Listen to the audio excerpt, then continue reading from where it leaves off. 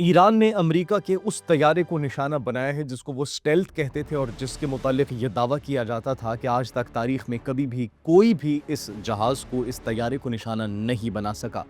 اس طیارے کو صرف نشانہ نہیں بنایا گیا بلکہ کل کتنی تعداد میں امریکی طیاروں کو تباہ کیا گیا ہے، وہ فیکٹس، وہ نمبر اب انٹرنیشنل میڈیا بیان کر رہا ہے۔ ناظرین، یہ پہلا سیٹ بیک نہیں ہے امریکہ کے لیے۔ ایران بمقابلہ امریکہ اور اسرائیل اس جنگ میں امریکہ کو کچھ مزید سیٹ بیکس بھی ملے ہیں۔ آبنائے ہرمز مکمل طور پر بند ہے، ایڑی چوٹی کا زور لگا دیا ہے امریکہ نے، لیکن ڈسپائٹ آف دیٹ کوئی پھل حاصل نہیں کر سکے وہ۔ ایران ڈٹ کر کھڑا ہے۔ اس کے ساتھ ساتھ سب سے بڑی آئل ریفائنریز خلیجی ممالک میں ان کو نشانہ بنایا گیا ہے۔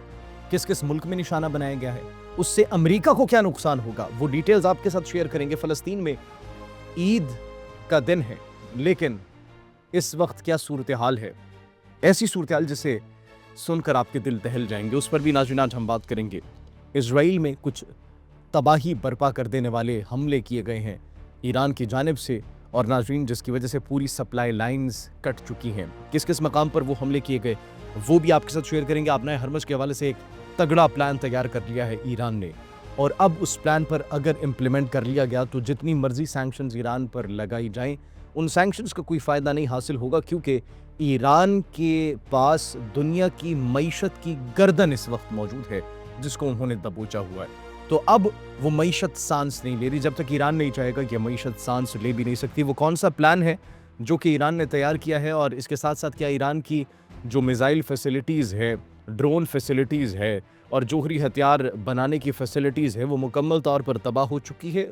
یہ کون کہہ رہا ہے؟ امریکہ اور اسرائیل کہہ رہا ہے تباہ ہوئی ہے یا پھر نہیں، اس پر بھی بات کریں گے۔ آپ سب پر سلامتی ہو، انفولڈ پاکستان میں آپ سب کو خوش آمدید کہتے ہیں۔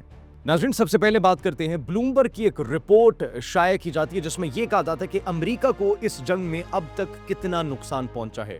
امریکہ جو بڑے بلند ببالہ دعوے کر رہا تھا، ایران جیسے ملک نے جن کا دفاعی نظام سب جانتے ہیں کہ کمزور ہے، جن کی ایئر فورس سب جانتے ہیں کہ کمزور ہے، ڈسپائٹ آف دیٹ ان کے اندر جو جذبہ ایمانی ہے اور ان کے اندر جو ایک خوف کا جو وہ المیہ ہے وہ بہت کم پایا جاتا ہے، بلکہ نڈر ہو کر اور اس کے ساتھ ساتھ بڑے عزم کے ساتھ، بڑی ہمت کے ساتھ اپنے سے جو ہے وہ کئی گنا بڑی طاقت کو، سپر پاور کو انہوں نے کتنا نقصان پہنچایا۔ ناظرین، 16 جہاز ابھی تک تباہ کر دیے ہیں ایران کی جانب سے، یہ بلومبرگ کی رپورٹ میں انکشاف ہو رہا ہے۔ ایران نے 16 طیارے مار گرائے ہیں، نہ صرف یہ بلکہ ایران نے F-35 تک کو نشانہ بنایا ہے، F-35 کو نشانہ بنایا جس کے بعد اس کو ہنگامی لینڈنگ کرنا پڑی۔ یہ وہ طیارہ ہے جس کو سٹیلتھ کہا جاتا ہے، مطلب سٹیلتھ فائٹر جیٹس بھی اب ایران ڈیٹیکٹ کر رہا ہے اور اس کو نشانہ بنا رہے، جس کی وجہ سے اب یہ ہنگامی لینڈنگ کر رہے ہیں۔ مشرق وسطیٰ کے اڈے میں اس نے ہنگامی لینڈنگ کی جس کو ایران نے ایکچولی نشانہ بنایا۔ اس کے ساتھ ساتھ ناظرین، اب اس جنگ سے امریکہ کو اور اسرائیل کو ایکچولی حاصل کیا ہونا ہے، وہ حاصل کیا کرنا چاہتے تھے؟ حاصل یہ کرنا چاہتے تھے کہ ناظرین خلیجی ممالک کو ایران کے خلاف میدان میں اتار کر خود اس جنگ سے پیچھے ہٹ جانا تھا، اور اب یہ جنگ پرولونگ بھی اسی لیے ہو گئی ہے کیونکہ وہ اپنے مقاصد حاصل نہیں کر سکے۔ لیکن ہم یہ بات کیوں کر رہے ہیں؟ ہم یہ بات اس لیے کر رہے ہیں ناظرین کیونکہ امریکہ کی جانب سے ایک سٹیپ لیا گیا۔ امریکہ اب امارات کو $7 ارب کے ہتھیار بیچنے کی منظوری دے چکا ہے، اور امارات کو جدید ترین دفاعی نظام اور ہتھیار امریکہ کی جانب سے $7 ارب کے $7 بلین کے فراہم کیے جائیں گے۔ اب سوال یہاں پر یہ پیدا ہوتا ہے کہ کس کے لیے فراہم کیے جا رہے ہیں؟ آبویسلی ایران کے لیے۔ ایران امریکی اڈوں کو، ان کی ریفائنریز کو جہاں سے امریکہ کو تیل اور گیس فراہم کی جاتی ہے، چن چن کر نشانہ بنا رہے ہیں۔ تو اب وہ گلف ممالک کو، خلیجی ممالک کو ہتھیار فراہم کر رہا ہے، ہتھیار فراہم کرے گا تاکہ وہ کنفرنٹ کر سکے اور اس کے بعد پھر وہاں سے وہ نکل سکے۔ تو this was the actual plan.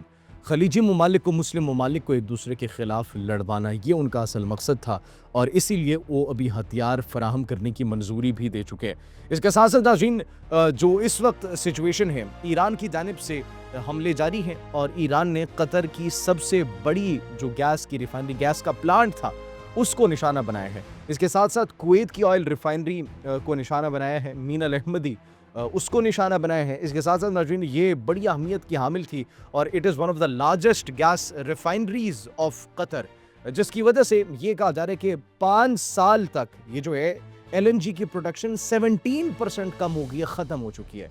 मतलब 17% इसकी प्रोडक्शन खत्म हो चुकी है 5 साल तक, अब ये प्रोडक्शन नहीं हो पाएगी। And that is a huge loss, that is a huge loss for Qatar. और कतर सबसे बड़ा अमेरिका का जो इत्तेहादी समझा जाता है। ये CEO कतर एनर्जी बयान दे रहे हैं, स्टेटमेंट दे रहे हैं।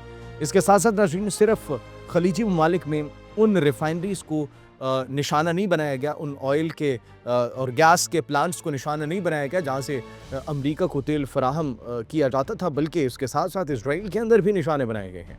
इसराइल के अंदर भी निशाने बनाए गए हैं। इसराइल में हैफा में एक रिफाइनरी को निशाना बनाया जिसकी वजह से अभी ब्लैक आउट हो चुका है, बिजली की सप्लाई मुअत्तल हो चुकी है। इसराइल में हैफा में रिफाइनरी को निशाना बनाया जिसके बाद अब पूरा ब्लैक आउट इस वक्त है, वहाँ पर कोई भी तवानाई जो है नहीं फराहम की जा रही और उसकी सप्लाई लाइन मुकम्मल तौर पर कट चुकी है। ये इतलात मौसूल हो रही है ईरान की जानिब से। ईरान रुकने का नाम नहीं ले रहा। इसके साथ साथ नाज़रीन जो आबनाए हरमस के हवाले से हमने आपको बताया कि आबनाए हरमस के हवाले से एक बहुत बड़ी स्ट्रैटेजी, एक बड़ा तगड़ा प्लान एक्चुअली तैयार कर लिए। तो हम जब देखते हैं ईरान की जानिब, तो ईरान की जानिब हमें सिर्फ सैंक्शंस दिखाई देती हैं, पाबंदियां दिखाई देती हैं। और अब आबनाए हरमस को खुलवाने की बड़ी कोशिशें की जा रही है। जापान से कभी मदद मांगी जाती है, कभी अपने एलाइज से मदद मांगी जाती है, यूरोप से मदद मांगी जाती है, नेटो से मदद मांगी जाती है, लेकिन डोनाल्ड ट्रंप की मदद को कोई भी तैयार नहीं है, ईरान के खिलाफ जाने को कोई भी तैयार नहीं है, despite of a few gulf countries, सिवाय वही मुसलमान खलीजी ममालिक के जो कि ऐसी स्टेटमेंट्स देते हैं कि हम ईरान के खिलाफ जाने पर और ईरान के खिलाफ अमेरिका का साथ देने पर और आबनाए हरमज़ छुड़वाने पर गौर कर रहे हैं। तो ये बड़ी एक शर्मनाक बात है कि जहाँ पर जो यूरोपीय ममालिक हैं, नेटो कंट्रीज़ है, वो डोनाल्ड ट्रंप का साथ नहीं दे रही, तो इधर मुस्लिम ममालिक, खलीजी ममालिक में से कुछ ऐसे ममालिक शामिल हैं जो कि अमेरिका का साथ देने की जो है वो प्लानिंग कर रहे हैं, गौर कर रहे हैं कि हम ईरान के खिलाफ अमेरिका का साथ देंगे। और ये जो भी हथियार फराहम किए जा रहे हैं, ये भी इसी बात का नाज़रीन मुंह बोलता सबूत है। खैर, जो प्लान तैयार किया गया नाज़रीन, वो प्लान क्या है? ईरान ये इस प्लान पर गौर कर रहा है कि आबनाए हरमज़ पर से जितने भी जहाज़ गुजरेंगे, तेल बरदार जहाज़ जिनके अंदर तवानाई होगी, तो उन पर एक टोल टैक्स आयद किया जाए। जिस तरीके से आपने देखा होगा जब आप मोटरवे के ऊपर गाड़ियां लेकर जाते हैं तो हर जगह पर आपको टोल्स के ऊपर टैक्स अदा करना पड़ता है। तो वहाँ से जितने भी जहाज़ गुजरेंगे, जिस भी मुल्क का वो जहाज़ होगा, उसको ईरान को एक टैक्स अदा करना होगा और फिर ही वो रूट इस्तेमाल कर सकेंगे। और नाज़रीन, आपको एक मरतबा फिर से बताते चले कि ये वो रास्ता है जहाँ से पूरी दुनिया का 20% तेल और 30% LPG जो है, LNG, वो गुजरता है। Billions and trillions of dollars की यहाँ से ट्रेड होती है। और न सिर्फ ट्रेड होती है बल्कि जो गल्फ कंट्रीज़ हैं उनका तकरीबन 80% जो खुराक है वो भी इसी रास्ते से गुजरता है। So this will be a game changer for Iran, जिस तजवीज़ पर यह गौर करें कि टोल टैक्स आयद किया जाए। आबनाए हरमज़ पर से जो भी जहाज़ गुजरेगा वो हमें टैक्स देगा, उसके बाद वो यहाँ से गुजर सकेगा। इसके साथ साथ नाज़रीन, हमने आपको बताया कि एक दावा किया गया था कि ईरान की मिसाइल्स फैसिलिटीज़ को और इसके साथ साथ जोहरी हथियार बनाने की फैसिलिटीज़ को, ड्रोन फैसिलिटीज़ को मुकम्मल तौर पर ख़त्म कर दिया गया, तबाह कर दिया गया। ईरान की जानिब से रिस्पॉन्स सामने आया और ये कहा गया ये सिर्फ और सिर्फ झूठ पर मबनी है। पासदारान इनकलाब ने कहा है कि हम मिसाइल्स बना रहे हैं, पहले से बढ़कर बना रहे हैं, ड्रोन्स बना रहे हैं, पहले से बढ़कर बना रहे हैं। और ये दावा जो अमेरिका और इजराइल कर रहे हैं कि हमारी ड्रोन्स और मिसाइल्स की फैसिलिटीज़ को बिल्कुल ख़त्म कर दिया गया, ये सिर्फ और सिर्फ झूठ पर मबनी है। तो इस दावे को मुस्तरद कर दिया गया ईरान के पासदारान इनकलाब की जानिब से। इसके साथ साथ नाज़रीन, फ़लस्तीन की अगर सिचुएशन की बात की जाए, हमने आपको बताया कि फ़लस्तीन के अंदर ईद का दिन है, लेकिन फ़लस्तीनियों को ईद की नमाज अदा नहीं करने दी गई। बड़ा एक हार्ड टाइम है और मुस्लिम उम्मा के लिए गौर का भी टाइम है कि कब एक्शंस लिए जाएंगे। अहले फ़लस्तीन को नमाज नहीं पढ़ने दी जा रही और जब वो नमाज के लिए इकट्ठे होते हैं, ईद की नमाज के लिए, तो उन पर बमबारी कर दी जाती है और उनमें काफ़ी लोगों के शहीद होने की इतलात भी मौसूल हो रही है।